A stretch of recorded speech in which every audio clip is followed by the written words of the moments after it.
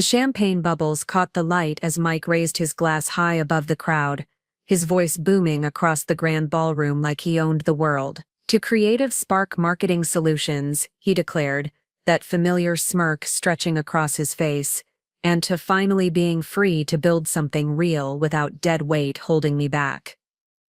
The room erupted in polite applause, but I heard the underlying message loud and clear. Dead weight, that's what 4 years of marriage and building a business together had meant to him. I stood frozen near the back entrance, clutching my purse so tightly my knuckles had gone white, watching my ex-husband celebrate what he believed was his greatest triumph over me. Before we jump back in, tell us where you're tuning from, and if this story touches you, make sure you're subscribed, because tomorrow I've saved something extra special for you. My name is Emma Rodriguez, and 6 months ago I thought my life was over. I'm 34, a graphic designer who spent the better part of my 20s building what I thought was our dream together.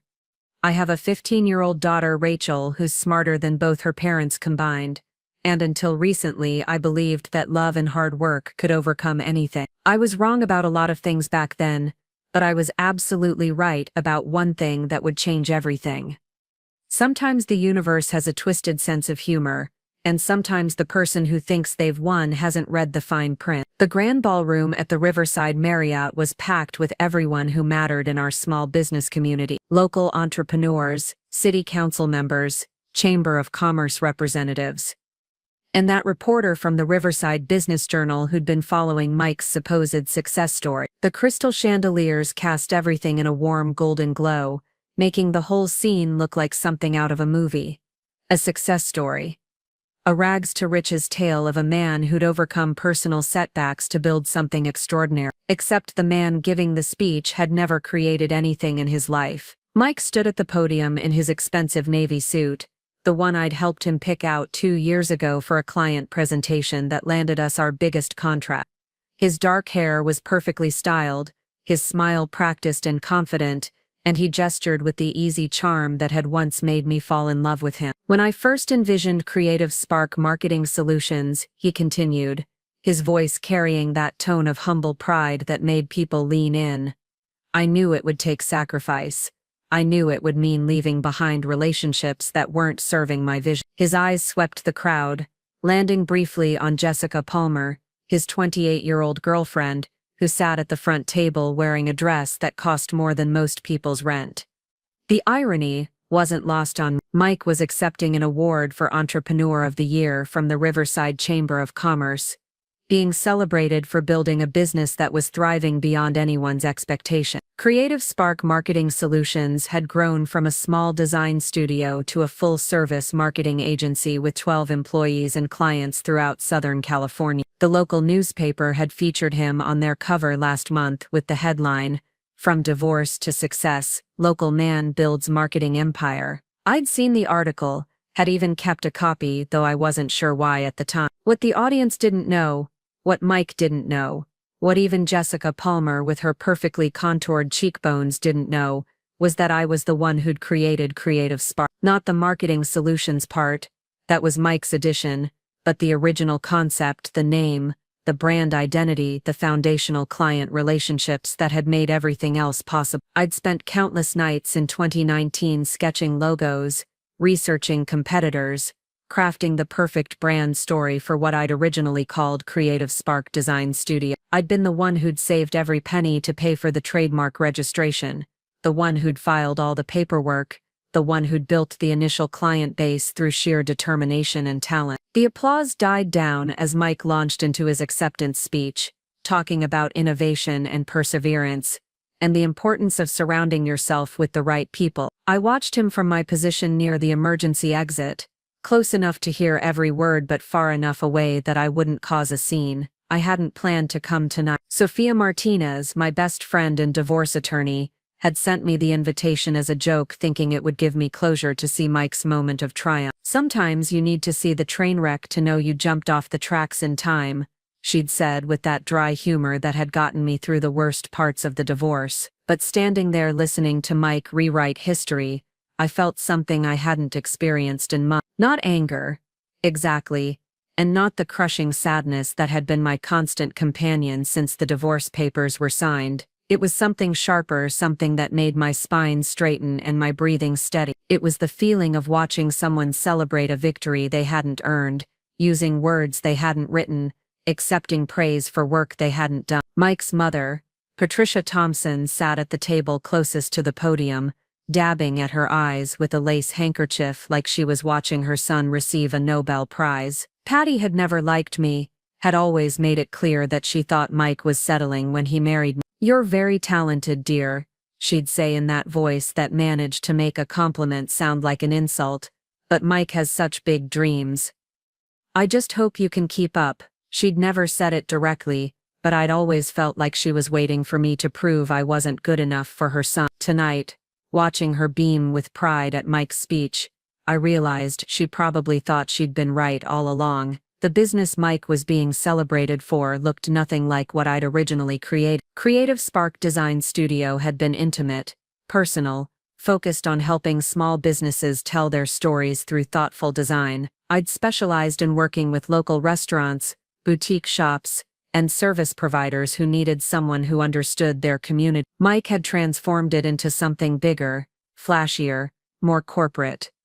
Creative Spark Marketing Solutions offered social media management, digital advertising, brand consulting, and strategic planning. It was successful, undeniably so, but it had about as much in common with my original vision as a chain restaurant has with a family recipe. Brad Collins, Mike's business partner and college roommate, stood up to offer a toast. Brad had been Mike's best man at our wedding, had spent countless evenings at our kitchen table helping Mike figure out how to scale the business I'd built. He was one of those guys who was perpetually optimistic, always talking about synergy and disruption and other buzzwords that made him sound smarter than he was. "To my partner Mike Thompson," Brad said, raising his glass toward the podium, "who had the vision to see what Creative Spark could become, and the courage to make the tough decisions that got us here." The tough decisions.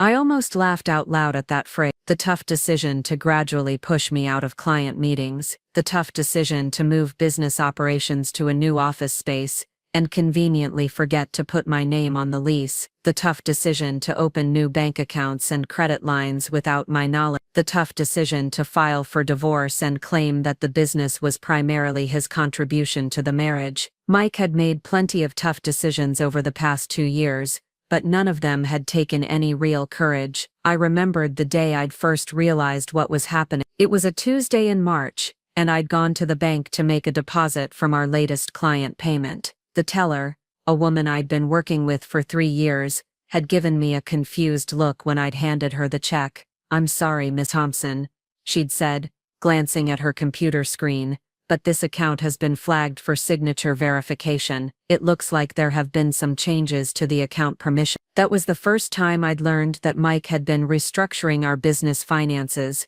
moving money into accounts that only he could access. When I'd confronted him about it that evening, Mike had been ready with explanations that sounded reasonable on the surface. The accountant had recommended separating personal and business finances more clearly. The lawyer had suggested protecting business assets in case of any future liability issues. The bank had offered better terms for accounts with fewer signatories. Every explanation had been plausible, and Mike had delivered them with the kind of concerned sincerity that made me question whether I was being paranoid. Looking back now, I could see the pattern that had been invisible to me at the time. Mike hadn't decided to leave me and steal the business in some dramatic moment of betrayal. He'd been planning it methodically, carefully over the course of months. Every conversation about business structure, every suggestion about separating responsibilities, every decision about new hires and client relationships, had been part of a larger strategy to position himself as the indispensable founder and me as the replaceable employee. The speeches continued,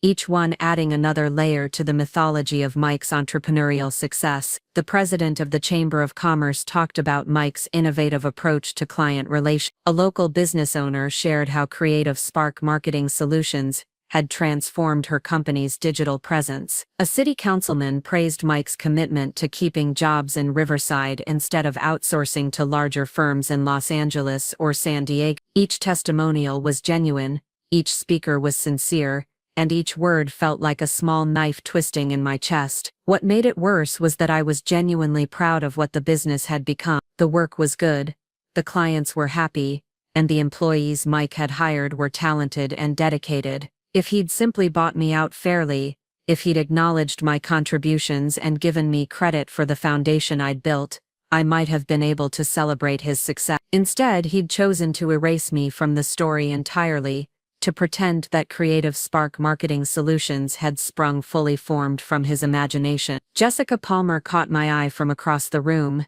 and for a moment I thought she might recognize me. We'd never been formally introduced, but Riverside isn't that big a city, and the business community is even smaller. She tilted her head slightly like she was trying to place where she'd seen me before, then turned back to Mike with a bright smile. Jessica was everything I wasn't: young, glamorous, perfectly put together, and completely uninterested in the behind-the-scenes work that actually made businesses run. Mike had met her at a networking event 8 months ago, and she'd been his perfect accessory ever since. The thing about Jessica that bothered me most wasn't her age or her looks or even the way she hung on Mike's every word. It was how perfectly she fit into the narrative he'd constructed about his life. In Mike's version of events, he was a visionary entrepreneur who'd been held back by a wife who didn't share his ambition. Jessica, with her social media following, and her enthusiasm for the lifestyle that successful business ownership could provide,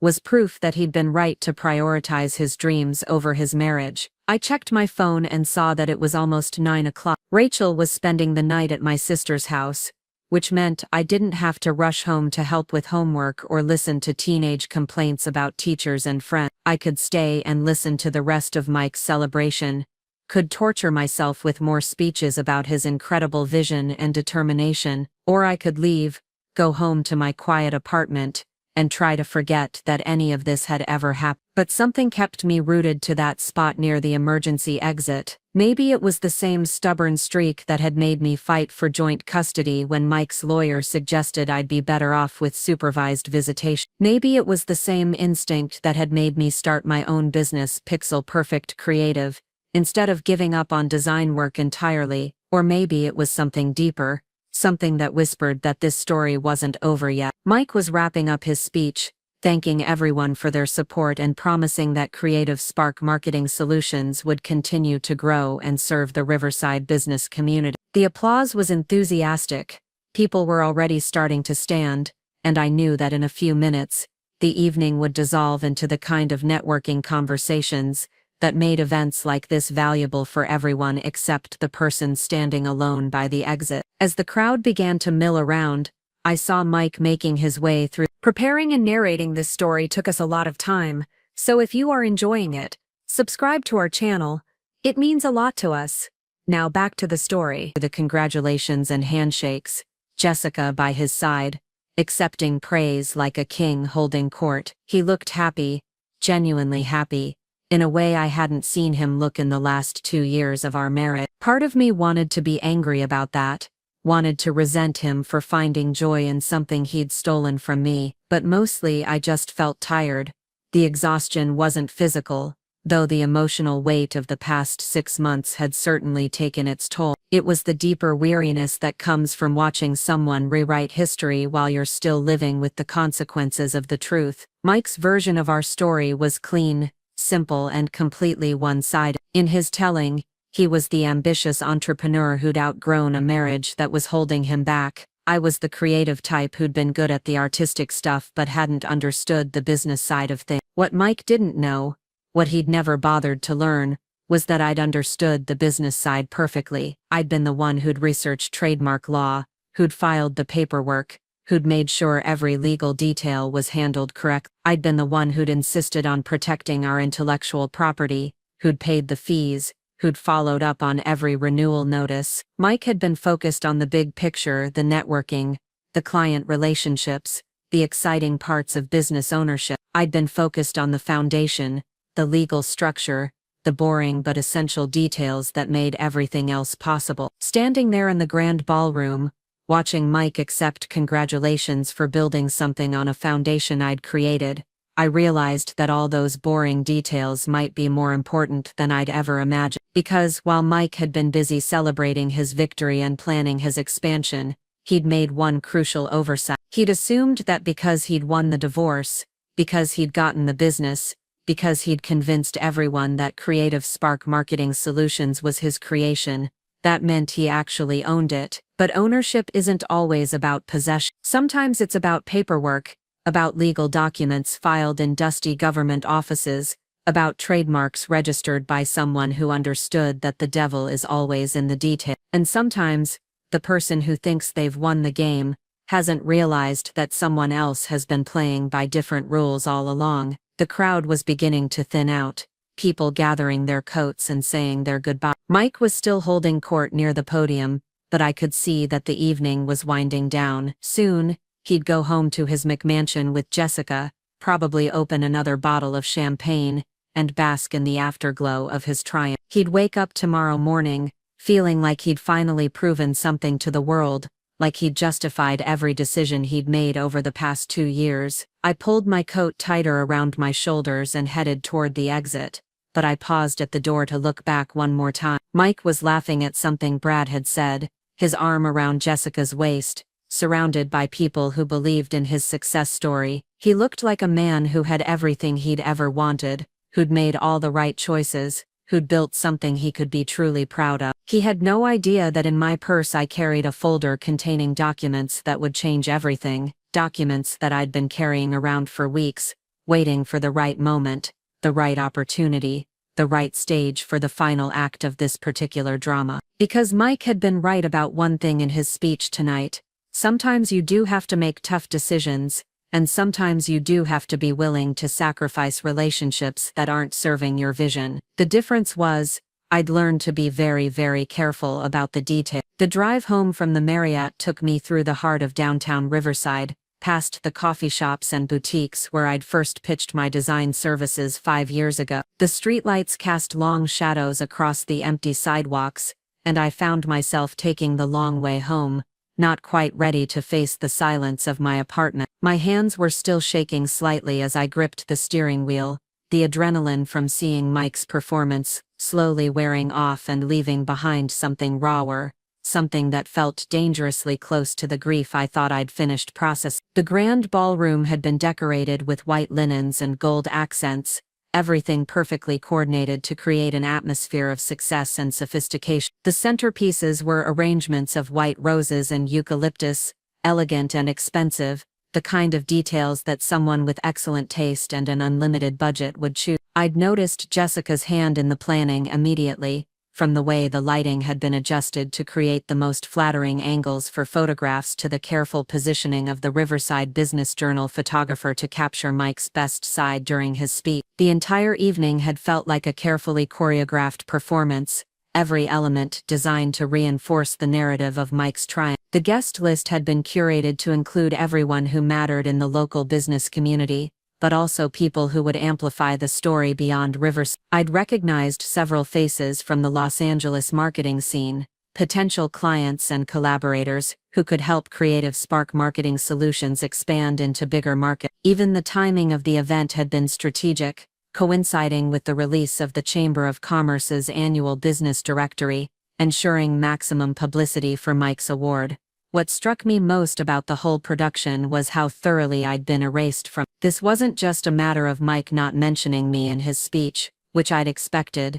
It was a complete rewriting of history that went far deeper than I'd imagined possible. The promotional materials for the event had described Creative Spark Marketing Solutions as Mike's brainchild, founded in 2022 when he decided to pursue his entrepreneurial dream. The timeline conveniently skipped over the 3 years when Creative Spark Design Studio had been building its reputation and client base under my direction. I'd spent the past 6 months trying to rebuild my life after the divorce, focusing on my new business and my relationship with Rachel, trying to convince myself that what Mike had done was just the cost of moving forward.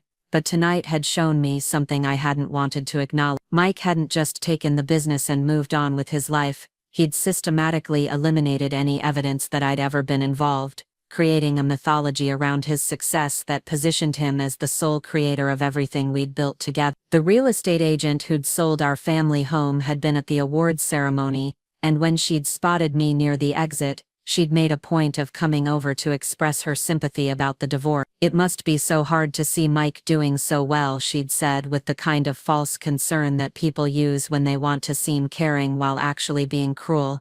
"But I'm sure you'll find your way eventually. Not everyone is cut out for the business world." The implication was clear. Mike's success proved that he'd been the driving force behind our partnership, and my current circumstances proved that I'd been holding him back. That conversation had lasted less than 2 minutes, but it had crystallized something that had been bothering me for months. The narrative around our divorce had somehow become that Mike was the ambitious entrepreneur, and I was the artistic type who couldn't handle the pressure of running a real business. People who'd known us for years, who'd seen me in client meetings and business planning sessions, had apparently accepted this revision of our history without question. It was as if Mike's current success retroactively validated every claim he'd made about our marriage and partnership. The parking lot of my apartment complex was nearly empty when I finally pulled in, most of my neighbors already settled in for the night. I sat in my car for a few minutes, looking up at the windows of my second-floor unit, trying to summon the energy to climb the stairs and face another evening alone with my thoughts. The apartment was nice enough, a modern 2-bedroom with decent lighting and enough space for Rachel to have her own room when she stayed with me, but it felt temporary in a way that our family home never had, like a placeholder for a life I was still figuring out how to live. Rachel had been staying with my sister Carmen tonight, which meant I didn't have to put on the brave face I usually wore around my daughter. Rachel was smart enough to know that the divorce had been harder on me than I liked to admit, but I'd been working hard to shield her from the worst of my emotional struggle. She was 15, dealing with her own challenges of high school and adolescence, and she didn't need to carry the weight of my disappointment and anger on top of everything else. The folder in my purse felt heavier than it should have as I climbed the stairs to my apartment. I'd been carrying those documents around for 3 weeks, ever since my meeting with David Chen, the intellectual property attorney who'd helped me understand the legal implications of what Mike had done. David was younger than I'd expected when Sophia had referred me to him, probably not much older than 35, but he'd listened to my story with the kind of focused attention that made me feel like my concerns were legitimate rather than the paranoid fantasies of a bitter ex-wife. David's office was located in a converted Victorian house near the University of California Riverside campus, and his approach to law seemed to match the unconventional setting. Instead of intimidating me with legal jargon and billable hour estimates, he'd walked me through the trademark database on his computer, showing me exactly what my registration covered and how it applied to Mike's current business operation. "This is actually pretty straightforward," he'd said, adjusting his glasses as he scrolled through the search results. "You own the trademark to Creative Spark, and his use of that name for commercial purposes, without your permission, is textbook infringement." But David had also explained why the case might be more complicated than it appeared on the surface. Mike could argue that he'd been using the name in partnership with me during our marriage, and that the divorce settlement had transferred business assets to him. He could claim that Creative Spark Marketing Solutions was sufficiently different from Creative Spark Design Studio to avoid infringement. He could even argue that my failure to enforce the trademark over the past year constituted abandonment of my right. "The thing is," David had said, leaning back in his chair with the kind of smile that suggested he enjoyed complex legal puzzles, "intellectual property law tends to favor the person who can prove they were the original creator. And based on what you've shown me, you have excellent documentation of your creative process and business development. The question isn't whether you have a case, the question is what you want to do with it." That question had been haunting me for weeks. What did I want to do with the power I'd discovered I still held? The obvious answer was to file a cease and desist order, force Mike to change his business name, and possibly pursue damages for the revenue he'd generated using my trademark. It would be satisfying in a primal way, a chance to prove that his success had been built on a foundation that belonged to me, but it would also mean more legal battles, more time spent fighting with my ex-husband, more energy devoted to looking backward instead of moving forward. I unlocked my apartment door and was greeted by the familiar silence that had become the soundtrack of my new life. The living room was tidy in the way that spaces are when only one person uses them regularly, everything in its place because there was no one else around to create the comfortable chaos of family life. I'd tried to make the apartment feel like home, hanging some of my favorite design pieces on the walls and arranging furniture in configurations that maximized the natural light, but it still felt like I was camping out in someone else's life. I thought about Jessica Palmer, in her expensive dress, playing the role of the supportive girlfriend who believed in her partner's dreams.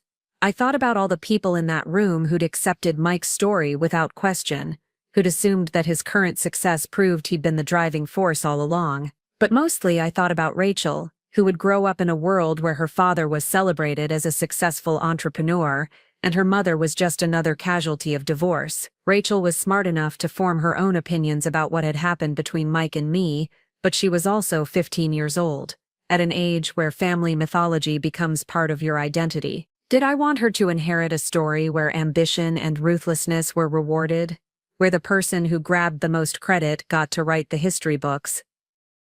The wine was helping to calm my nerves, but it wasn't making the decision any easier. Part of me wanted to call Sophia Martinez and ask for her advice, but I knew what she'd say. Sophia had been encouraging me to fight Mike's legal maneuvers from the beginning, arguing that he was counting on my desire to avoid conflict, to get away with increasingly brazen attempts to erase my contribution. Emma, she'd told me after the divorce was finalized, you can't negotiate with someone who's rewriting reality. At some point you have to decide whether you're going to let them get away with it. The problem was that fighting back would require energy and resources that I wasn't sure I had. Building pixel-perfect creative from scratch was already consuming most of my time and emotional bandwidth. Rachel needed stability and consistency, not a mother who was locked in ongoing legal battles with her father. And there was always the risk that challenging Mike would backfire, that his superior resources and established reputation would allow him to bury me even deeper than he already had. I walked over to the window that overlooked the small courtyard of my apartment complex, where a few residents had set up lawn chairs around a fire pit. It was the kind of modest community gathering that I'd come to appreciate since the divorce. People who weren't trying to impress anyone, just enjoying each other's company on a quiet Thursday evening. My old life had been full of networking events and business dinners and strategic socializing, always with an agenda, always with an eye toward building something bigger and more impressive. This new life was smaller, quieter, more authentic in some way, but it was also built on a foundation of defeat, on accepting that Mike's version of our story was the one that would be remembered. And standing there looking out at my neighbors, I realized that I wasn't ready to accept that yet. Not because I wanted revenge or vindication or even justice in the abstract sense, but because I wanted Rachel to grow up in a world where truth mattered, where the person who did the work got credit for the results, where being smart and patient and thorough was rewarded even when it didn't come with the drama of public confrontation. I returned to the dining table and read Mike's lawyer's letter one more time, paying careful attention to the deadline they'd given me for responding. 2 weeks, 14 days to decide whether I was going to sign away the last legal connection to the business I'd created, or whether I was going to fight for something that felt increasingly important the more I thought about it. The folder in my purse contained copies of all the documents David Chen had prepared, ready to file the moment I decided to move forward. A cease and desist letter that would immediately halt Mike's use of the Creative Spark name, a trademark infringement lawsuit that could result in significant damages and an injunction against his business operations. A detailed timeline of my creative and business development process that would make it very difficult for Mike to claim ownership of the original concept. But it also contained something else. Something that David had discovered during his research that even I hadn't known about. A renewal notice for my trademark registration that had been automatically processed 6 months ago, extending my exclusive rights to the Creative Spark name for another 10 years. Mike's lawyers might think they were dealing with an abandoned trademark that could be acquired for a minimal settlement. They had no idea that my legal position had actually gotten stronger while they'd been planning their expansion. I finished my wine and made a decision that surprised me with its clarity. I wasn't going to sign Mike's document, and I wasn't going to be intimidated by his lawyer's threats. But I also wasn't going to rush into a legal battle without a strategy that went beyond just proving I was right. If Mike wanted to play games with legal documents and public narratives, then I was going to play those games better than he could imagine. Because while Mike had been focused on building his business empire and managing his public image, I'd been learning things about intellectual property law and trademark enforcement that he'd never bothered to understand. I'd been documenting every instance of his unauthorized use of my trademark, every client presentation that featured the Creative Spark name, every piece of marketing material that built value on a foundation I'd created. And I'd been very, very careful about the timing of my response. Mike thought he'd won the war when he'd won the divorce. He thought that possessing the business meant owning it, that controlling the narrative meant controlling the truth. But possession isn't ownership and control isn't power, and sometimes the person who appears to have lost everything is actually the one holding all the important cards. I put the lawyer's letter back in its envelope and placed it in the folder with all my other legal documents. Tomorrow I would call David Chen and tell him to proceed with filing the trademark infringement case. But tonight, I was going to get a good night's sleep, secure in the knowledge that Mike's victory celebration had been a little premature. Because while he'd been giving speeches and accepting awards and planning his expansion into new markets, he'd been building his success on a foundation that belonged to someone else, and that someone else had been paying very close attention to every detail of how he'd been using her work. The morning after the awards ceremony arrived with the kind of relentless California sunshine that made everything look deceptively optimistic. I'd slept better than I had in weeks, despite everything, and woke up with a strange sense of purpose that I hadn't felt since the divorce papers were signed. Rachel was still at Carmen's house, which gave me the luxury of drinking my coffee slowly while scrolling through the local news coverage of Mike's big night. The Riverside Business Journal had already posted their article online, complete with a photo gallery that captured every moment of Mike's triumph. There he was at the podium, gesturing confidently while delivering his speech about innovation and perseverance. There was Jessica, radiant in her designer dress, gazing up at him with what the caption described as the pride of a supportive partner. There was the moment when he'd raised his champagne glass for the toast, surrounded by the local business elite who'd gathered to celebrate his success. But what caught my attention wasn't any of the official ceremony photos. It was a candid shot that someone had posted on Instagram, tagged with the location and Creative Spark marketing solution. The image showed Mike and Brad Collins in what appeared to be a private moment during the cocktail hour, leaning close together in animated conversation. Mike's expression was different from his public face, more intense, more calculated. He was pointing at something on Brad's phone and both men looked like they were discussing something far more serious than champagne and congratulations. I screenshotted the image before continuing my search through social media posts from the event. Jessica's Instagram story was a carefully curated collection of glamour shots and inspirational quotes about supporting your partner's dream. Patricia Thompson had posted a lengthy Facebook tribute to her son's achievements, complete with baby photos and a detailed timeline of his supposed entrepreneurial journey. The narrative was consistent across every platform. Mike Thompson, visionary businessman, had overcome personal setbacks to build something extraordinary. What none of the coverage mentioned, what had been carefully edited out of every public account of the evening, was the moment I'd witnessed near the end of the night. As I'd been preparing to leave, I'd overheard a conversation between Mike and someone I didn't recognize, a woman in an expensive suit who'd introduced herself to others as a venture capitalist from Los Angeles. She'd been asking detailed questions about Creative Spark's intellectual property portfolio, specifically whether Mike owned all the trademarks and copyrights associated with the business. Mike's answer had been confident and immediate. "Everything's locked down tight," he'd told her, that familiar smile spreading across his face. "I made sure of that during the restructuring process. Clean ownership, no complications, ready for serious investment." The venture capitalist had nodded approvingly, mentioning something about a potential funding round that could help Creative Spark Marketing Solutions expand throughout Southern California. Sitting in my kitchen with my coffee growing cold,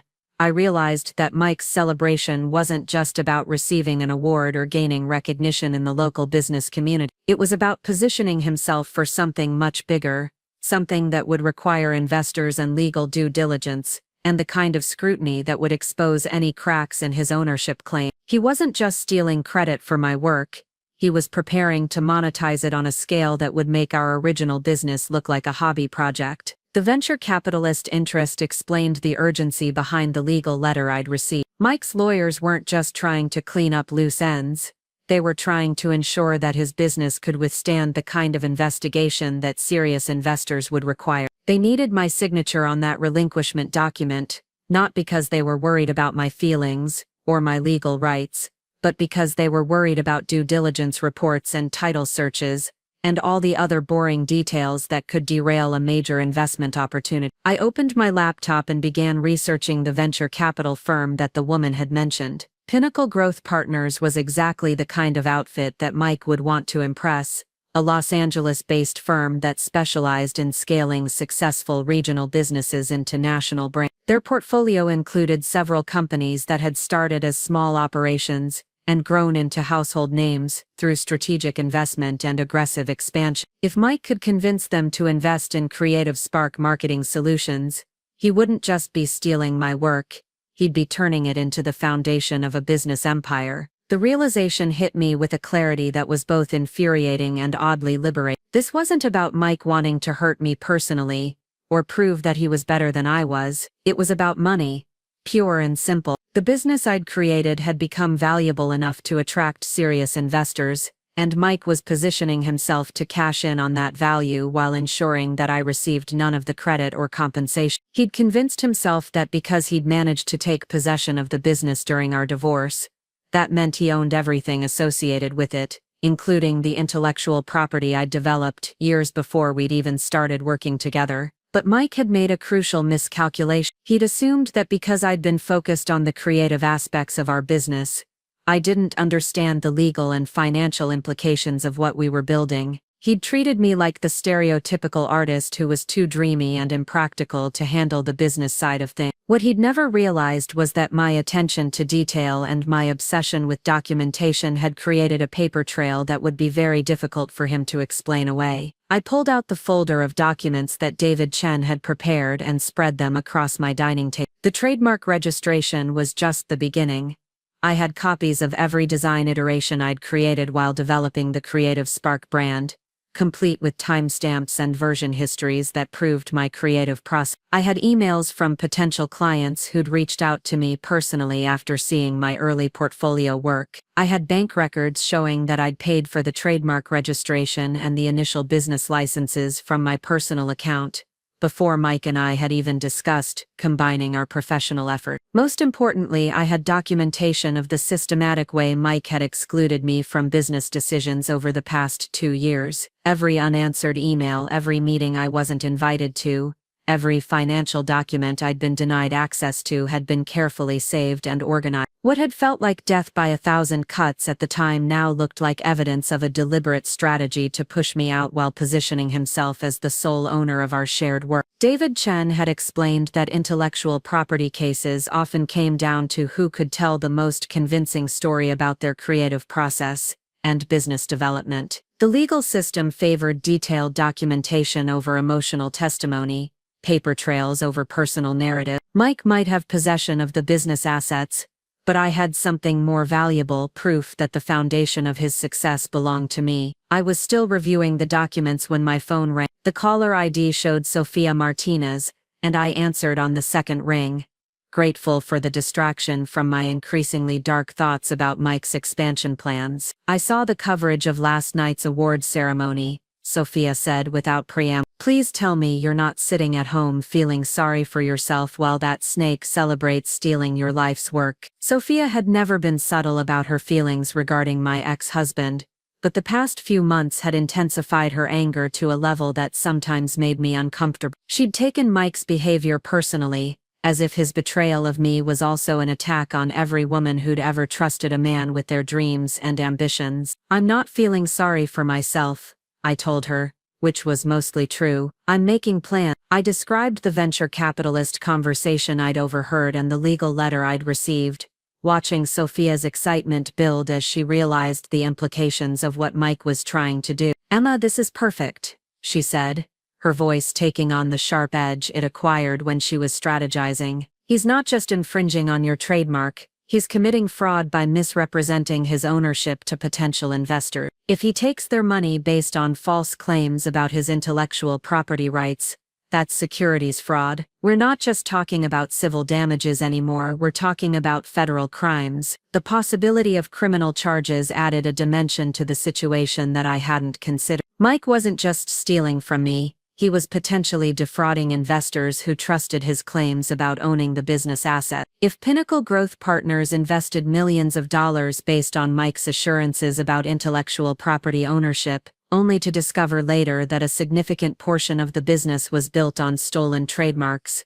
they wouldn't just be angry with him. They'd be legally obligated to pursue every available remedy to recover their investment. Sophia was already thinking several steps ahead, describing potential scenarios where Mike's fraud could unravel his entire business empire. The beauty of this situation, she explained, is that he's created his own trap. The bigger he grows the business, the more valuable your trademark becomes. The more investors he brings in, the more people have a financial interest in ensuring that ownership claims are legitimate. He thinks he's building success on your foundation, but he's actually building a house of cards that will collapse the moment someone discovers he doesn't own the foundation. But Sophia's enthusiasm also carried a warning that I needed to take seriously. You have to move fast though, she continued.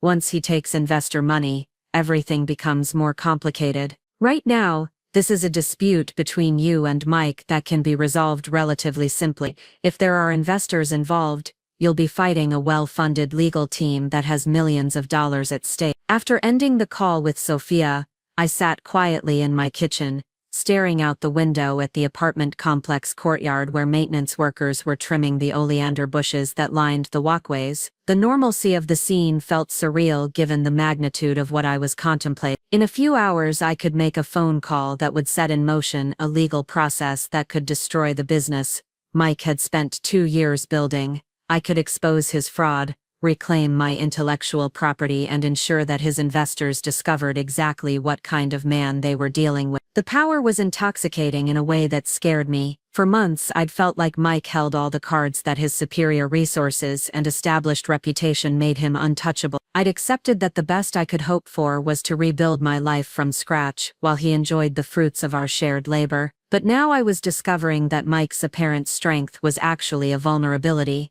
that his success made him more exposed rather than more secure. I thought about Rachel, who would be caught in the middle of whatever legal battle ensued. She loved her father despite his flaws, and she deserved to maintain that relationship regardless of what had happened between Mike and me. But she also deserved to know the truth about what had happened to our family, to understand that her mother hadn't simply failed to keep up with her father's ambition. The story that would emerge from a legal challenge would be complicated and painful, but it would be honest in a way that Mike's sanitized version of events could never be. The decision crystallized with a suddenness that surprised me. I wasn't going to sign Mike's document, and I wasn't going to wait for him to complete his investment deal before challenging his claims. I was going to file the trademark infringement case immediately, before he could further entrench his position or bring in investors who would complicate the legal landscape. Mike had celebrated his victory too early, had assumed that possession meant ownership, had believed that his ability to rewrite history meant that history itself had changed. But history is persistent, and truth has a weight that fiction can't match. Mike had built his success on a foundation that belonged to me, and now he was about to discover that foundations matter more than facades, that legal documents matter more than public narrative, and that sometimes the person who appears to have lost everything is actually the one who's been playing the longest game. I picked up my phone and dialed David Chen's office, ready to set in motion events that would teach Mike Thompson the difference between taking something and actually owning it. The call went straight to voicemail, so I left a message that was brief and decisive. David, this is Emma Rodriguez. I've made my decision about the trademark case. File everything. Today, after hanging up, I felt a strange combination of terror and relief wash over me. There would be no going back from this point, no quiet settlement that allowed both Mike and me to move forward without public confrontation. I was about to challenge not just his business practices, but the entire mythology he'd built around his entrepreneurial success. The next few months would be difficult, expensive, and emotionally draining in ways I couldn't fully anticipate. But for the first time since the divorce papers were signed, I felt like I was fighting for something that mattered more than money, or recognition, or even justice in the abstract sense. I was fighting for the truth, for the principle that creative work belonged to the person who created it, for the idea that success should be measured by contribution rather than just possession. Mike had assumed that because he could take my work, that meant it belonged to him. He was about to learn the difference between theft and ownership, between narrative and reality, between celebrating too early and actually winning the game. The oleander bushes in the courtyard were blooming, their pink and white flowers creating a deceptively cheerful contrast to the serious decisions being made in the apartment above. Soon those flowers would fade and new ones would take their place, part of the endless cycle of growth and renewal that characterized everything in Southern California. Mike's celebration would fade too, replaced by legal documents and depositions, and the kind of scrutiny that would reveal exactly how his business empire had been built. I spent the rest of the morning organizing my documentation and preparing for the legal battle that was about to begin. Every email, every design file, every business record would become evidence in a case that would determine not just who owned the Creative Spark trademark, but who got to tell the true story of how a successful business had really been built. Mike thought he'd written the final chapter of our story when he'd won the divorce and claimed the business, but he'd only written the first act of a much longer drama, one where the person who appeared to be the victim was actually the one holding all the important cards. By noon, David Chen had returned my call and confirmed that all the paperwork would be filed before the end of business day. The cease and desist letter would be delivered to Mike's office tomorrow morning, giving him his first indication that his victory celebration had been premature. The trademark infringement lawsuit would follow within days, backed by documentation that would be very difficult for him to challenge. And if Sophia was right about the securities fraud implications, Mike's problems would extend far beyond just dealing with his ex-wife's legal claim. The game was about to change in ways that Mike couldn't have anticipated, and I was finally ready to play it to win. The cease and desist letter arrived at Mike's office on a Tuesday morning, delivered by a courier who required a signature and photo identification before handing over the certified envelope. I know this because David Chen had arranged for documentation of the delivery, understanding that Mike's response to receiving the letter would be crucial evidence in the case we were building. What I didn't expect was how quickly that response would come, or how revealing it would be about the true scope of what Mike had been planning. My phone started ringing at 10:15 that morning, exactly 43 minutes after the courier had left Mike's office. The caller ID showed Mike's number, and for a moment, I considered letting it go to voicemail. We hadn't spoken directly since the final divorce hearing 6 months earlier, and I wasn't sure I was ready for whatever combination of rage and manipulation he would bring to this conversation. But curiosity won over caution, and I answered on the fourth ring. "Emma." Mike's voice carried that familiar tone of barely controlled anger that I remembered from our worst fights during the marriage. "We need to talk now." There was no greeting, no acknowledgement of the months of silence between us, just the assumption that his urgency automatically became my priority. It was such a perfectly Mike approach to communication that I almost smiled despite the seriousness of the situation. "I'm sorry, Mike, but I think you need to speak with your attorney," I replied, keeping my voice steady and professional. "David Chen has advised me not to discuss the trademark matter directly with you." This wasn't entirely true. David had said I could speak with Mike if I wanted to, but that I should be extremely careful about what I said and how I said it. Everything from this point forward could potentially be used as evidence in court. "Cut the bullshit." Mike's voice was rising, the veneer of calm control already cracking. "You know this is ridiculous. You can't seriously think you own the name of my business. We built Creative Spark together, and you got your settlement in the divorce. You can't come back now and try to take more just because you're struggling to make it on your own." The irony of his accusation was almost overwhelming. Mike was accusing me of trying to take something that belonged to him when the entire legal action was based on his theft of something that belonged to me. But his choice of words revealed something important. He was framing this as a personal attack motivated by jealousy and financial desperation, rather than a legitimate legal claim based on documented ownership. It was exactly the kind of narrative strategy that had worked for him during the divorce proceedings. "Mike, I registered the Creative Spark trademark in 2019, before we even started working together," I said, abandoning David's advice about not discussing the case. "The documentation is all public record. You can verify it yourself through the USPTO database." I could hear him breathing heavily on the other end of the line,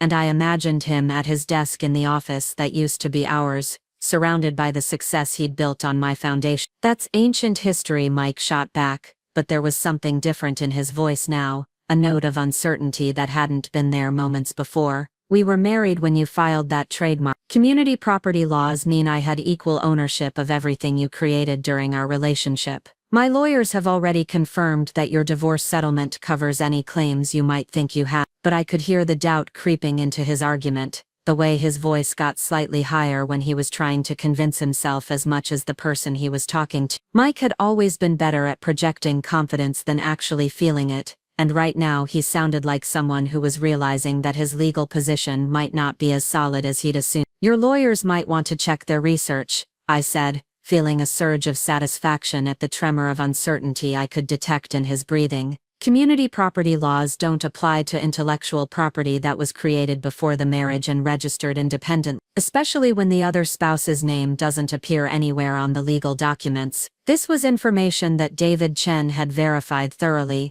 understanding that Mike's attorneys would try to use California's community property statutes to challenge my ownership claim. The silence on Mike's end of the line stretched for almost 30 seconds, long enough for me to hear office sounds in the background, phones ringing, conversations in the hallway, the normal bustle of a successful business operation. It was the sound of 12 people working in jobs that existed because of the trademark I'd registered 5 years earlier, building value on a foundation that Mike had never legally owned. "This is insane, Emma," Mike finally said, but the bluster was gone from his voice, replaced by something that sounded almost like pleading. "You're going to destroy everything we built together over some technicality. You're going to put 12 people out of work because you're bitter about the divorce." It was a masterful attempt at manipulation, trying to make me feel guilty for enforcing my legal rights by framing the consequences as harm to innocent employees. But Mike's concern for his employees was remarkably selective. During our marriage, he'd routinely talked about workers as overhead costs that needed to be minimized rather than human beings whose livelihoods deserved protection. His sudden transformation into a champion of working people was transparently strategic,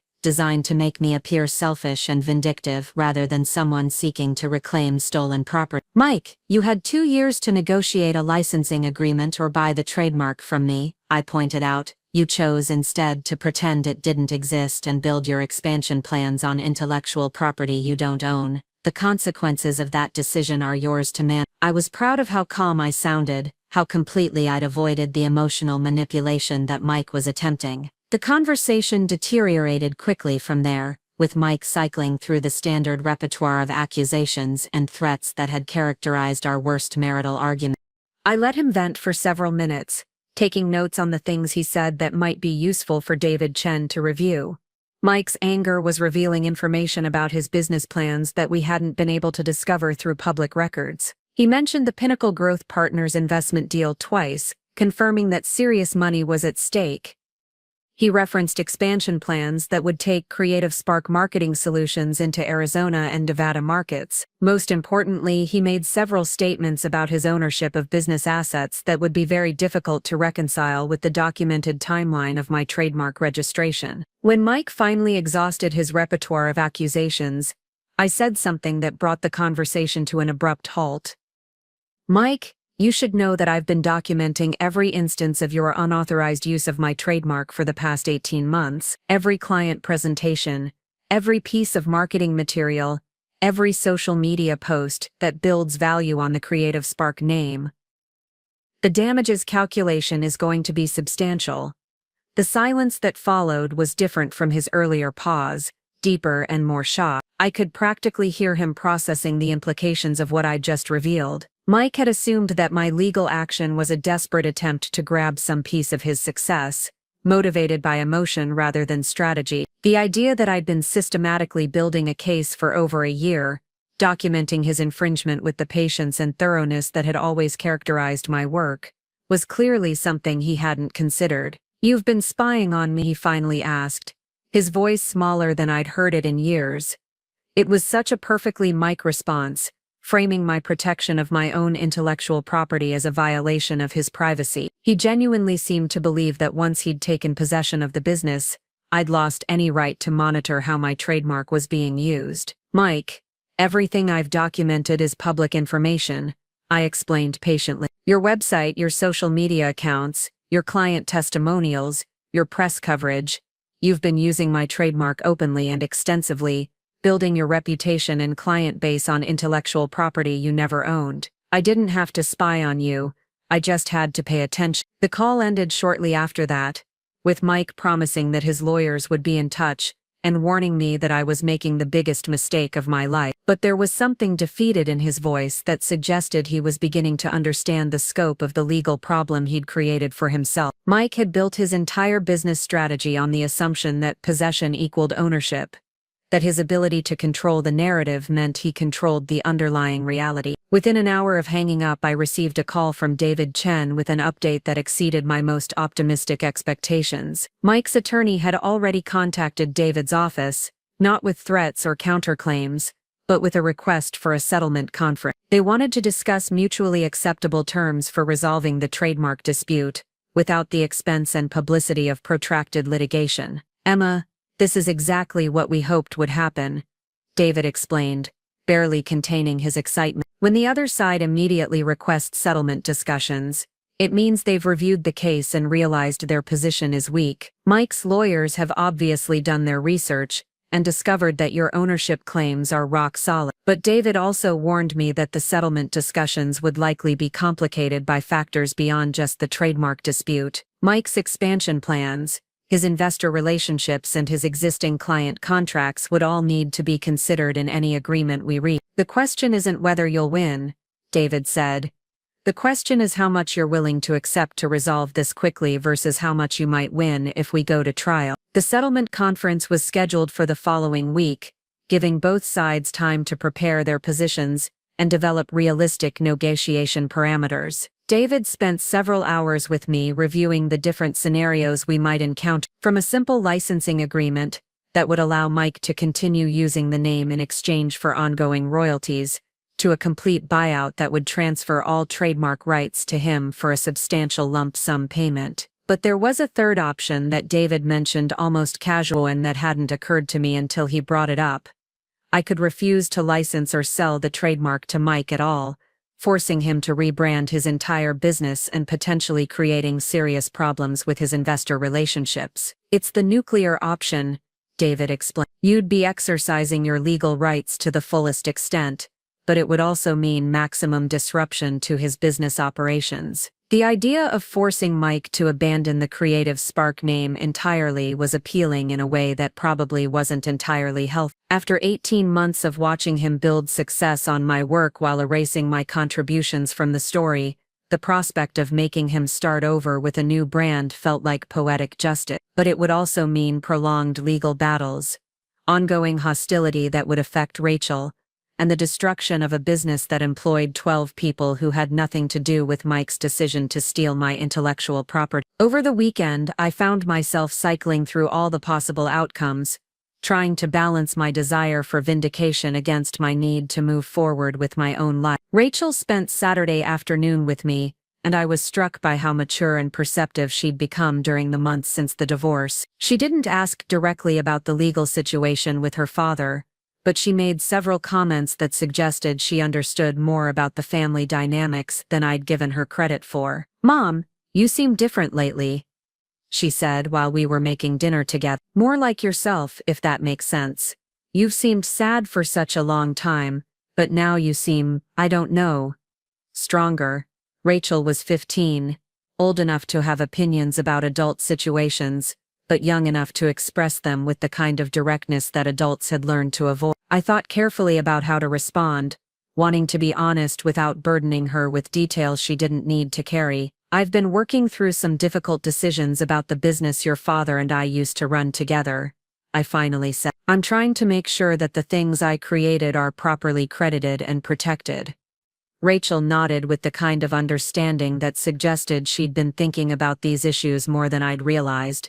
"Dad always talks about how he built the business by himself," she said quietly. "But I remember when you used to work on design projects every night after dinner. I remember you talking about trademarks and business names and all that stuff." It was a moment of validation that hit me harder than any legal document could have. The settlement conference took place the following Thursday in a conference room at David Chen's office, chosen because it was neutral territory that wouldn't give either side a psychological advantage. Mike arrived with 2 attorneys, a sign that he was taking the legal threat seriously, while I had David and a paralegal who specialized in intellectual property documentation. Mike looked different than he had at the awards ceremony just 2 weeks earlier. The confident swagger was gone, replaced by the kind of careful composure that people adopt when they're trying to control a situation that's spiraling beyond their management. He nodded briefly when I entered the room, but didn't attempt any of the false friendliness that had characterized our interactions during the divorce proceedings. The negotiations lasted almost 6 hours,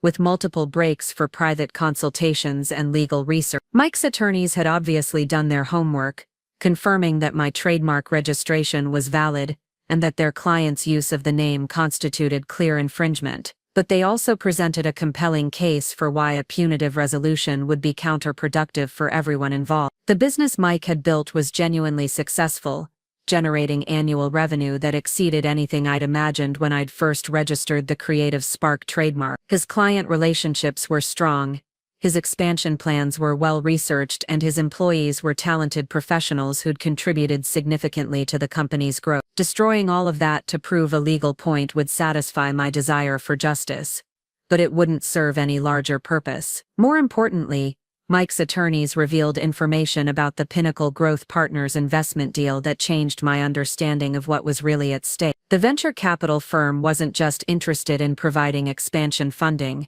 They were evaluating Creative Spark Marketing Solutions as a potential acquisition target that could become the foundation of a much larger marketing services company. If the deal went through as planned, Mike's business could be worth tens of millions of dollars within 5 years. The final settlement agreement was more generous than anything I'd dared to hope for when I'd first contacted David Chen. Mike would purchase my trademark rights for a sum that reflected not just the current value of the business, but also the projected value based on his expansion plans and investor relationships. I would receive ongoing consulting fees for any use of design elements I'd created, ensuring that my contributions to the business's foundation would be financially recognized in perpetuity. Perhaps most importantly, the settlement agreement included a public acknowledgement of my role in creating the original Creative Spark concept and developing the brand identity that had become the foundation of Mike's success. It wasn't a full apology or a complete rewriting of the business's origin story,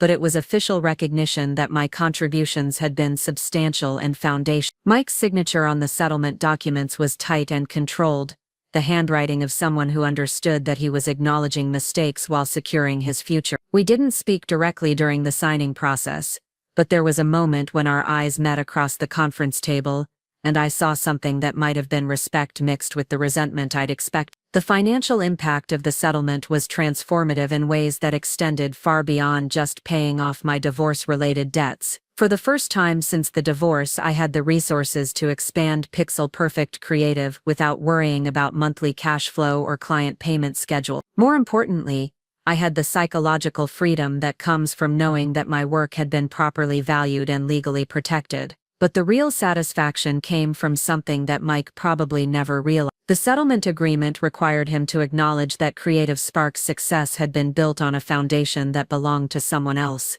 that his entrepreneurial triumph had been dependent on intellectual property he'd never owned. It was a lesson in the difference between taking something and actually earning it, between possession and ownership, between narrative and truth. The awards ceremony at the Grand Ballroom had been Mike's moment of public triumph, his celebration of what he believed was a complete victory over the complications of his past. But that celebration had been built on a legal fiction that couldn't withstand scrutiny, a house of cards that collapsed the moment someone bothered to check the foundation. 6 months later, Creative Spark Marketing Solutions announced its acquisition by Pinnacle Growth Partners in a deal that valued the company at $42 million. Mike's personal share of the transaction was substantial enough to make him genuinely wealthy, but the press coverage of the deal included prominent mention of the intellectual property licensing agreements that had been necessary to complete the transaction. The business community that had celebrated his entrepreneurial success now understood that his achievement had been built on someone else's work. Rachel started her junior year of high school that fall, and she'd developed into the kind of young woman who asked thoughtful questions about business ethics and intellectual property rights. She understood, without needing detailed explanations, that success built on stolen foundations wasn't really success at all. She also understood that her mother had been patient enough to let the truth emerge on its own timeline, rather than demanding immediate vindication at the cost of everyone else's well-being. I never attended another awards ceremony for Mike's business achievements, but I followed the coverage with the kind of detached interest that comes from knowing you've been properly credited for your contribution. The story that emerged over time was more complex and more honest than the mythology Mike had originally tried to create. It acknowledged that successful businesses are usually built on collaborative foundations, that intellectual property law exists to protect creator, and that the most impressive victories are often won by the people who understand that patience and documentation matter more than public performance. The last time I saw Mike was at Rachel's high school graduation 2 years later. He was there with Jessica, who had developed into a thoughtful partner who seemed to understand the complexities of the family dynamic she'd inherited. We exchanged polite greetings and focused on celebrating Rachel's achievements, but there was an acknowledgement between us that hadn't existed before. Mike had learned something about the difference between taking credit and earning it, and I had learned something about the power that comes from protecting your work and waiting for the right moment to defend it. The Creative Spark trademark case became something of a local legend in Riverside's business community, cited as an example of why intellectual property documentation matters and why success built on stolen foundations is ultimately unsustainable. But for me, it was something simpler and more personal.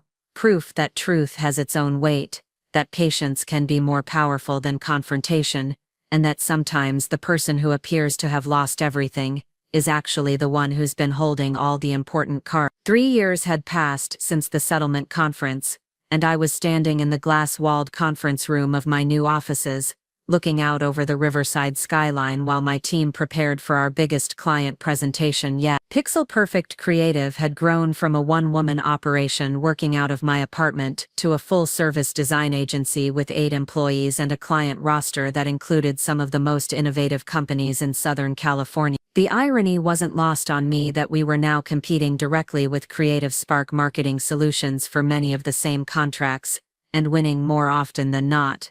The transformation hadn't happened overnight. The settlement money from Mike had provided the foundation, but building a sustainable business required the same attention to detail and strategic thinking that had protected my trademark rights in the first place. I'd learned to hire slowly and carefully, choosing team members who understood that good design work required both creative vision and business intelligence. Every employee contract included clear intellectual property provisions. Every project included detailed documentation of creative processes, and every client relationship was built on transparent communication about ownership and usage rights. Sarah Kim, my lead designer and unofficial business partner, knocked on the conference room door and gestured toward the presentation materials spread across the mahogany table. "Emma, the Henderson Industries team just arrived," she said, her voice carrying the kind of controlled excitement that comes with landing a potential 7-figure contract. "They're in the main conference room reviewing our portfolio, and Jennifer is walking them through the brand strategy proposals." Henderson Industries was exactly the kind of client that validated everything I'd been building toward. They were a mid-sized manufacturing company looking to modernize their entire brand identity, from logo design to digital marketing strategy to customer experience optimization. The project would require 6 months of intensive work and a team of specialists, but it would also establish Pixel Perfect Creative as a major player in the regional marketing landscape. More importantly, it would prove that success built on authentic foundations was more sustainable than success built on stolen intellectual property. The presentation went better than I'd dared to hope. The Henderson Industries executives were impressed not just with our creative concepts, but with the detailed project management systems and intellectual property protections we'd built into every aspect of our workflow. They'd obviously done their research on our company, and they specifically mentioned their appreciation for working with a firm that had clear ownership structures and transparent business practice. It was a not-so-subtle reference to some of the complications they'd experienced with other marketing agencies, complications that I suspected might have involved Creative Spark Marketing Solutions. After the Henderson Industries team left, promising a decision within a week, my staff gathered in the main conference room for our monthly team meeting. It was a ritual I'd instituted early in the company's growth, partly for practical business reasons, but mostly because I wanted to create the kind of collaborative environment that I'd never been able to achieve during my partnership with Mike. Everyone had a voice in major decisions,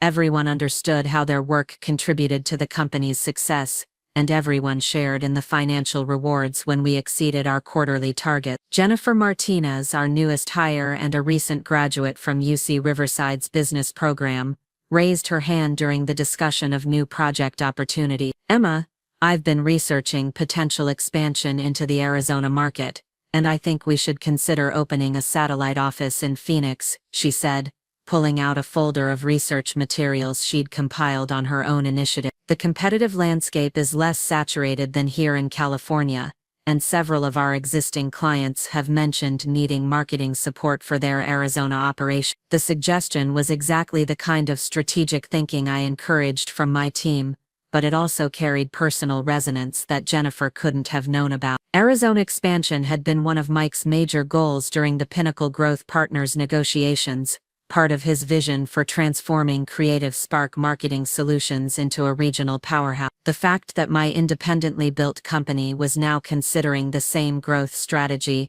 felt like a validation of the business instincts that Mike had dismissed during our marriage. But there was also a more immediate practical consideration that made Jennifer's suggestion particularly timely. Creative Spark Marketing Solutions had been struggling over the past year, losing several major clients to competitors who offered more innovative approaches to brand development and digital marketing. The business press had been speculating about internal management problems and strategic disagreements between Mike and his Pinnacle Growth Partners overseer. Industry rumors suggested that the acquisition hadn't delivered the growth projections that had justified the original $42 million valuation. I'd been following Creative Spark's challenges with the kind of professional interest that any business owner pays to their competitors, but also with a more personal curiosity about how Mike was handling the pressure of running a company under external investor scrutiny. The confident entrepreneur who'd accepted awards and given inspirational speeches about vision and perseverance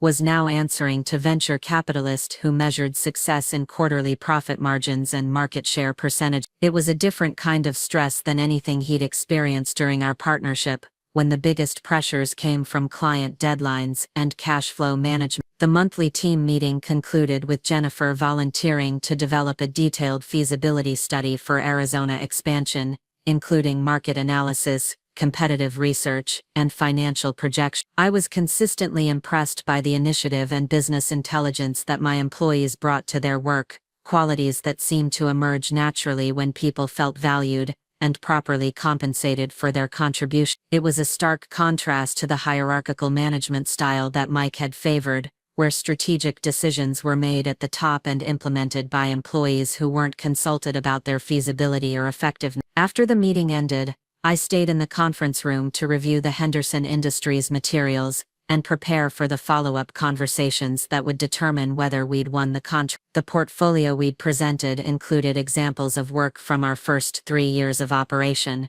showcasing a range of projects that demonstrated both creative excellence and strategic business thinking. Looking through the materials, I was struck by how much the quality of our work had improved as we'd grown, how the collaborative environment I'd fostered had produced results that exceeded what any individual designer could have achieved working alone. The phone call from Henderson Industries came the next morning, earlier than I'd expected and with better news than I'd dared to hope for. Not only had we won the contract, but they wanted to expand the scope of work to include developing marketing strategies for their subsidiary companies as well. The total project value would be close to $2 million spread over 18 months. Making it the largest contract in Pixel Perfect Creative's history and positioning us for the kind of growth that would require serious expansion planning. Sarah Kim was the first person I called with the news, partly because she'd been instrumental in developing the creative concepts that had impressed the Henderson Industries team, but mostly because she'd become the kind of business partner that I'd always hoped to find. Sarah understood that successful collaboration required both creative vision and business intelligence, that protecting intellectual property was just as important as developing, and that sustainable growth required careful attention to legal and financial details that many creative professionals preferred to ignore. "Emma, this is incredible," Sarah said, her excitement bubbling through the phone line.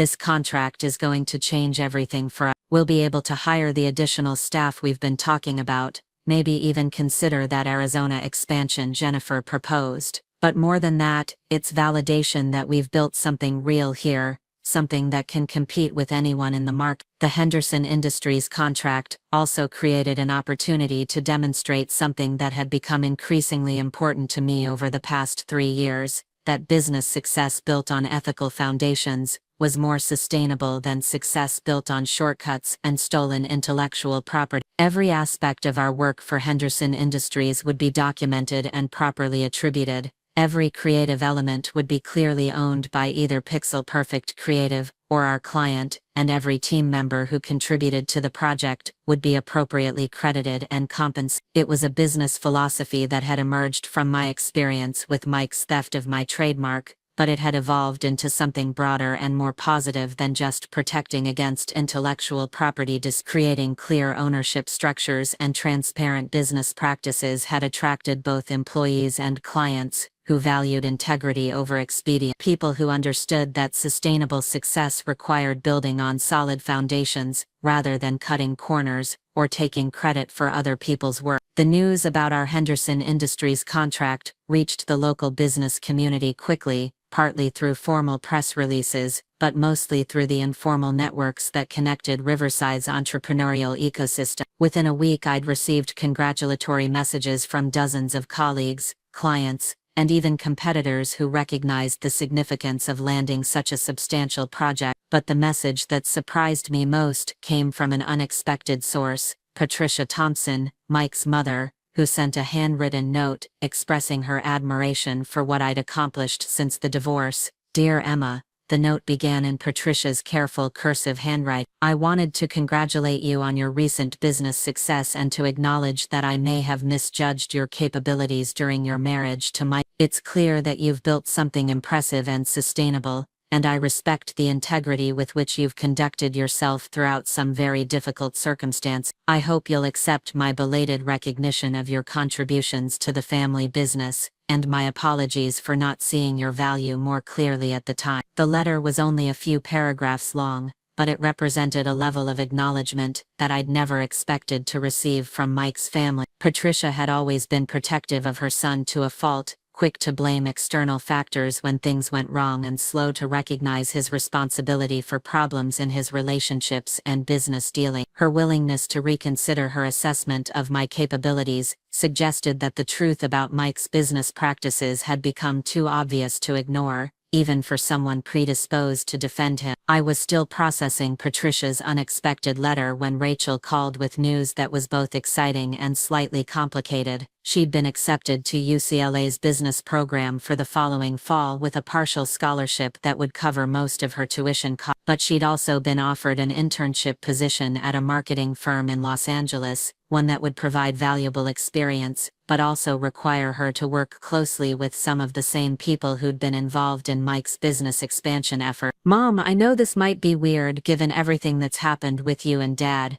Rachel said, her voice carrying the careful diplomacy that had become her default approach to navigating between her parents' complicated relationship. "But I really think this internship could be important for my career development. The firm does the kind of strategic consulting work that I want to specialize in, and they've specifically mentioned that they're interested in my perspective on intellectual property issues and business ethics." Rachel's maturity and business intelligence had been evident since middle school, but her ability to understand the complexities of the situation between Mike and me had grown more sophisticated as she'd gotten older. The internship opportunity also represented something that I hadn't fully anticipated when I'd first decided to challenge Mike's use of my trademark, that the principles involved in our dispute would become part of a larger conversation about intellectual property rights and business ethics in creative industries. Rachel's generation of business students was learning about these issues in ways that my generation had largely ignored. Understanding that protecting creative work and ensuring proper attribution weren't just legal technicalities, but fundamental requirements for sustainable business practices. I encouraged Rachel to pursue the internship opportunity, understanding that her career development was more important than any residual awkwardness between her parents. But I also used the conversation as an opportunity to share some of the lessons I'd learned about documentation, intellectual property protection, and the importance of establishing clear ownership structures before problems arose. Rachel listened with the kind of focused attention that suggested she understood these weren't just abstract business concepts, but practical tools that could protect her own work throughout her career. The Henderson Industries project officially launched 2 weeks later, with a kickoff meeting that brought together representatives from both companies to establish timelines, communication protocols, and creative parameters. The collaborative energy in the room reminded me of the best aspects of my early partnership with Mike, when we'd been focused on building something meaningful rather than protecting territory or managing competing egos. But there was also a level of professional sophistication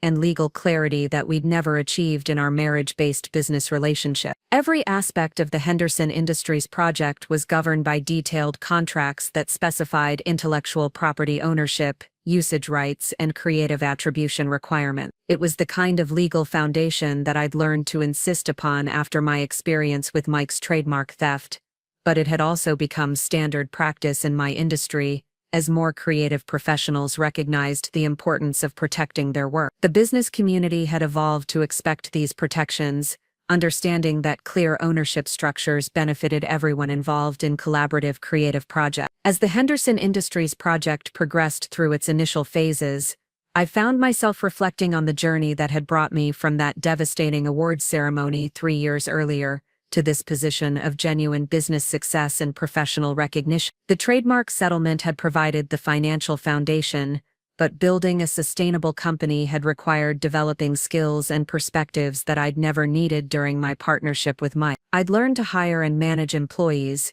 to develop strategic business plans, to navigate complex client relationships, and to protect intellectual property in ways that fostered collaboration rather than creating barriers. Most importantly, I'd learned that success built on authentic foundations was more satisfying and more sustainable than success built on shortcuts or stolen intellectual property. The employees who worked for Pixel Perfect Creative understood exactly how their contributions fitted into our overall business strategy, and they shared in the financial rewards when our projects exceeded expectations. The clients who hired us knew that they were working with a firm that respected intellectual property rights and maintained transparent business practices. The competitors who lost contracts to us recognized that we'd earned our success through superior work rather than political maneuvering or cost-cutting measures that compromised quality. The validation I'd been seeking during those dark months after the divorce hadn't come from legal victories or financial settlements, though both had been important milestones in my recovery. It had come from building something that reflected my values and capability, from creating a business environment where good work was properly recognized and fairly compensated, from demonstrating that ethical business practices were competitive advantages rather than noble gestures that limited profitability. 6 months into the Henderson Industries project, Pixel Perfect Creative was invited to present our work at the annual Riverside Business Summit, the same event where Mike had received his Entrepreneur of the Year award 3 years early. The invitation came with a request to speak specifically about intellectual property protection and business ethics in the creative industries, topics that had become central to my company's reputation and competitive position. Standing at the podium in the same grand ballroom where I'd watched Mike celebrate his stolen success, I felt a sense of completion that had nothing to do with revenge or vindication. The audience included many of the same people who'd applauded Mike's speech about vision and perseverance, but they were now listening to a different kind of success story, one that emphasized collaboration over competition, documentation over assumption, and long-term relationship building over short-term profit maximization. My presentation focused on the practical steps that creative professionals could take to protect their intellectual property while fostering collaborative business relationships. I discussed the importance of clear contracts,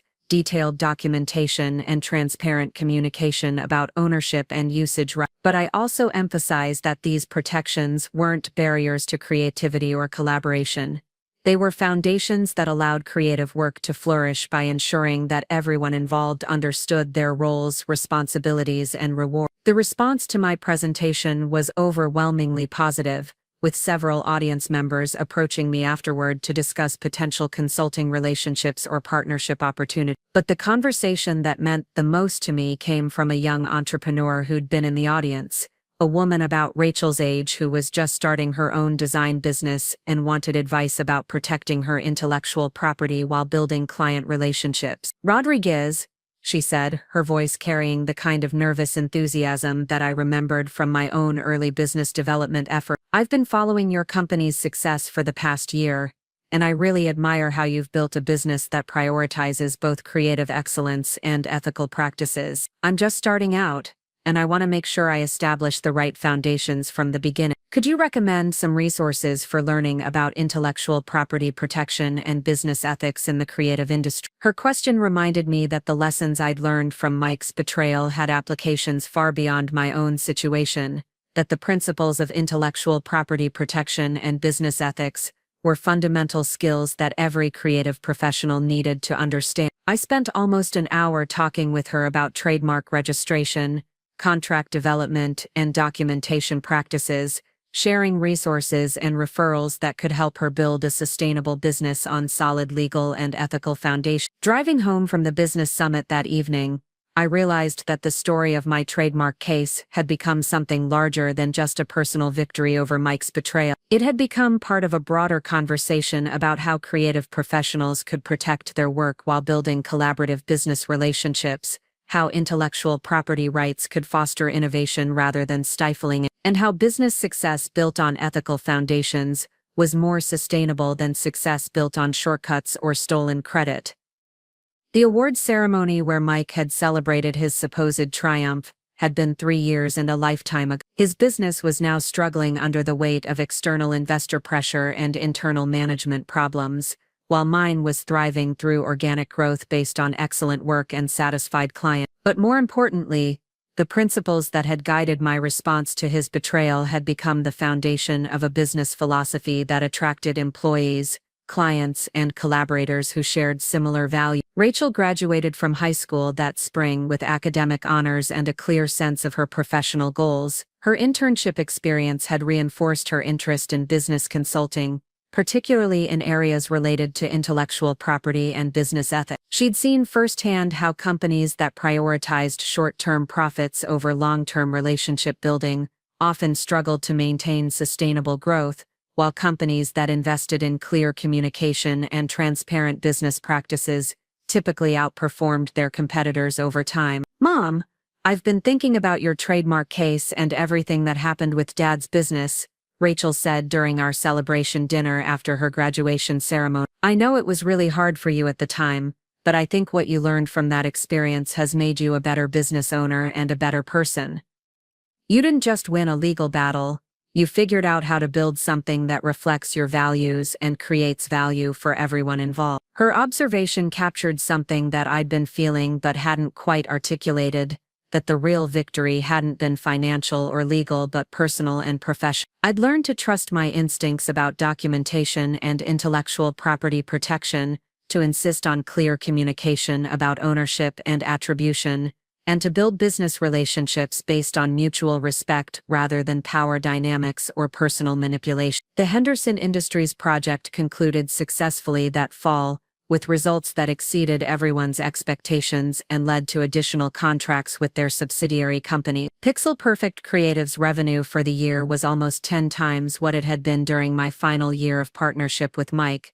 But more importantly, every dollar had been earned through legitimate work that was properly attributed and fairly compensated. The Arizona expansion that Jennifer had proposed became a reality the following spring, with a Phoenix office that specialized in serving manufacturing and technology companies throughout the Southwest. The satellite operation was successful from its first month, attracting clients who appreciated our combination of creative excellence and business professionalism. Within 6 months, the Phoenix office was generating enough revenue to justify additional expansion into New Mexico and Colorado markets. By the 4th anniversary of my trademark settlement with Mike, Pixel Perfect Creative had become one of the most respected marketing agencies in the region, with a reputation for ethical business practices that attracted both top-tier employees and high-value clients. We'd been featured in national trade publications as an example of how creative firms could scale their operations while maintaining their founding value, and I'd been invited to speak at conferences throughout the country about intellectual property protection and business ethics in the creative industry. The success felt different from anything I'd experienced during my partnership with Mike, more sustainable and more satisfying because it was built on foundations that I could trust completely. Every employee understood exactly how their work contributed to our overall success. Every client knew that they were working with a firm that respected intellectual property rights and maintained transparent business practices, and every project was documented in ways that would protect everyone's interest regardless of how business relationships might evolve over time. Mike's business, meanwhile, had been acquired by a larger marketing conglomerate in a transaction that industry observers described as a distressed sale. The original Pinnacle Growth Partners investment had never delivered the projected returns, and Creative Spark Marketing Solutions had struggled to compete effectively in an increasingly sophisticated market. The final sale price was reportedly less than half of the original acquisition cost, representing a significant loss for the venture capital investors who'd been attracted by Mike's confident promises about expansion and profitability. I learned about Mike's business difficulties through industry publications, rather than personal communication, and I felt no satisfaction in his struggle. The competitive marketplace had simply revealed the difference between success built on solid foundations and success built on stolen intellectual property and investor speculation. Mike's confidence and charisma had been sufficient to attract initial investment and media attention, but they weren't sufficient to sustain a business that lacked the operational excellence and strategic clarity that long-term success required. The final chapter of our story came in an unexpected form, a LinkedIn message from Mike himself sent on a quiet Tuesday morning almost 5 years after our trademark settlement. The message was brief and professional, but it carried an acknowledgement that I'd never expected to receive. "Emma," he wrote, "I've been following Pixel Perfect Creative's success over the past few years, and I wanted to congratulate you on building something truly impressive. I know our business relationship ended badly, and I've come to understand that I made serious mistakes in how I handled our partnership and intellectual property issues. Your success has been well earned, and I respect what you've accomplished. I hope you and Rachel are doing well." The message was careful and measured, obviously written after considerable thought about tone and content. It wasn't an apology exactly, but it was an acknowledgement that carried more weight than any formal legal settlement could have provided. Mike had finally recognized that my contributions to our original partnership had been substantial and foundational, that my subsequent success hadn't been luck or vindictiveness, but the natural result of skills and insights that he'd undervalued during our marriage. I didn't respond to Mike's message immediately, taking time to consider whether any response was necessary or appropriate. Eventually I sent a brief reply thanking him for his acknowledgement and wishing him well in his future endeavor. There was no point in revisiting old grievances or rehashing ancient arguments. Both of us had moved forward with our lives, and both of us had learned lessons that would influence our future business relationship. Rachel started her junior year at UCLA that fall, majoring in business administration with a focus on intellectual property law and business ethics. Her academic work was informed by the real-world experiences she'd observed in our family, and her professors often used her insights about documentation and relationship management as examples for other students. She'd found her calling in helping creative professionals protect their work while building sustainable business relationships, carrying forward the lessons learned from both her parents' successes and failures. Standing in my office on a quiet Friday afternoon, looking out over the riverside skyline and the thriving business district where Pixel Perfect Creative had found its place, I reflected on the journey that had brought me from that devastating awards ceremony to this position of genuine professional fulfillment. The trademark case had been the catalyst, but the real transformation had come from learning to build success on foundations that I could trust completely, foundations built on honest work, clear communication, and respect for everyone's contribution. The award ceremony where Mike had celebrated his stolen triumph had been a moment of profound humiliation, but it had also been the beginning of a journey that led to something better than anything I could have imagined during those dark months after the divorce. I'd learned that victory isn't always immediate and obvious, that the most important battles are often won through patience and documentation rather than confrontation and drama, and that success built on authentic foundations is always more satisfying than success built on shortcuts or stolen credit. The sun was setting over the San Bernardino Mountains, painting the sky in shades of gold and orange that made the entire valley look like a canvas created by someone who understood that the most beautiful art comes from patient attention to detail and respect for the natural foundations that make everything else possible. It was the perfect metaphor for a business philosophy that had been tested by betrayal and validated by authentic success, a reminder that sometimes the person who appears to have lost everything is actually the one who's been building something better all along. Up next, you've got 2 more standout stories right on your screen. If this one hit the mark, you won't want to pass these up. Just click and check them out.